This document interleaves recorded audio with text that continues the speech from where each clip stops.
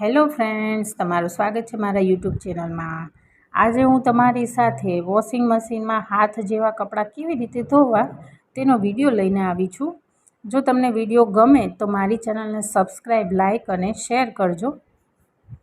તો આ વિડીયો છે તે તમારી માટે ખૂબ જ હેલ્પફુલ થવાનો છે, એટલા માટે આ વિડીયોને તમે છેલ્લે સુધી જોજો, સેજ પણ વિડીયોને સ્કીપ ના કરતા। અત્યારના સમયમાં ઘરમાં વોશિંગ મશીન તો હોય જ છે, તો વોશિંગ મશીનમાં આપણે હાથ જેવા કપડાં ધોવા માટે આપણે કલરિંગ કપડાં તો વોશિંગ મશીનમાં નાખી દઈએ છીએ, પણ જે વ્હાઇટ કપડાં છે ને તે સારા નથી થતા, તો તેને તો આપણે બહાર જ ધોવા પડે છે। તો તે ના ધોવા પડે તેના માટે એક સિક્રેટ વસ્તુ લઈને આવી છું, જે તમે આગળ વિડીયો દરમિયાન જોઈ શકશો। હવે વોશિંગ મશીનમાં કપડાં ધોવા માટેનો આપણે કોઈ પણ કંપનીનો પાવડર લઈ લેવાનો છે। તો આ મેં 250 ગ્રામ જેટલો સર્ફ એક્સેલ પાવડર જે આવે છે તે લીધેલો છે, તમે જોઈ શકો છો। તો આ પાવડરમાં આપણે જે સિક્રેટ ઇન્ગ્રીડિયન્ટ્સ છે તે છે આ ઈનોની પડીકી।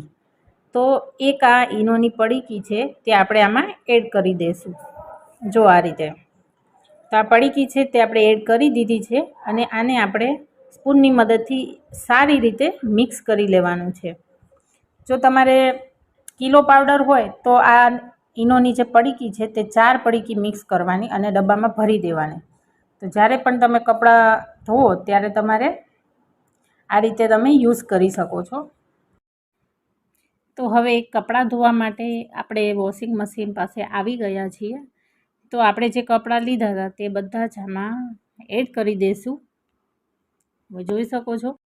તો આપણે જે પાવડર બનાવ્યો છે તે આપણે આમાં એડ કરી દઈશું કપડાં ધોવા માટે। તો 3 ટેબલસ્પૂન જેટલો પાવડર હું એડ કરી રહી છું। તો આ રીતે બોક્સ આપેલું હોય છે તેમાં આપણે પાવડર એડ કરવાનો છે। તો તમને એમ પ્રશ્ન થતો હશે કે આમાં લિક્વિડમાં શું ઈનો નાખી શકાય? તો બિલકુલ પણ નહીં, કેમ કે લિક્વિડમાં જો ઈનો નાખશો તો તે એક્ટિવેટ થઈ જશે અને કપડાં છે ને તેમાં કાણા પડવાની શક્યતા રહેશે, એટલે લિક્વિડમાં આ પ્રયોગ ના કરી શકાય। ખાલી પાવડર હોય, ડિટર્જન્ટ પાવડર, તેમાં જ આ ઈનો ભેળવી શકાય છે। તો હવે આપણું મશીન છે તે આપણે બંધ કરી દીધું છે, અને હવે કપડાં ધોવા માટે સ્ટાર્ટ કરી દઈશું। તો જોઈ શકો છો આપણા કપડાં છે તે ધોવા માંડ્યા છે। તો તમે એકવાર જરૂરથી ટ્રાય કરજો, આ રીતે કપડાં ધોઈને તમને ચોક્કસથી રિઝલ્ટ મળશે।